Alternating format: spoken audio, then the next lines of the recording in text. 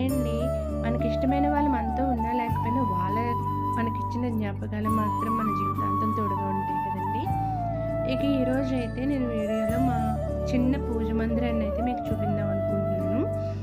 మొన్న మీకు వెండి సామాన్లన్నీ క్లీన్ చేసుకున్నట్టు చూపించాను కదా! అవన్నీ ఇదిగో ఇలాగ ప్లేట్‌లో పెట్టేసుకున్నాను.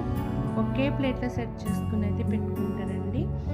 వాటితో పాటు ఏంటంటే పసుపు, కుంకుమ, గంధం, అక్షింతలు, గాజులు అనేవి మాత్రం కంపల్సరీ పెడతాను. అలాగే మజ్జిగ కవ్వం కూడా ఉండాలంటారని మజ్జిగ కవ్వం పెట్టాను. ఇక్కడ వచ్చేసరికి క్రిస్టల్‌తో ఉన్న తాబేలు ఉంటుంది. నెక్స్ట్ వెండి తాబేలు కూడా ఉంటుంది. ఈ విఘ్నేశ్వరుడు వచ్చేసరికండి క్రిస్టల్‌ది. అంటే స్ఫటిక విఘ్నేశ్వరుడు ఉంటే మంచిదని అంటే నేను అమెజాన్‌లో రప్పించుకున్నాను. క్రిస్టల్‌ది అయితే వచ్చింది. సో, విడిగా పెట్టుకొని అయితే నేను స్వామిని పూజ చేసుకుంటాను. ఈ పూజ మందిరం అయితే మా మామయ్య గారు నాకు చేయించిచ్చారండి. మా బాబుకైతే దివానా కట్ నాకు పూజ మందిరం చేయించిచ్చారాయన. ఆయన ఈరోజు మాతో లేకపోయినా ఆయన జ్ఞాపకాలయితే మాతో ఉన్నాయండి. Bye bye.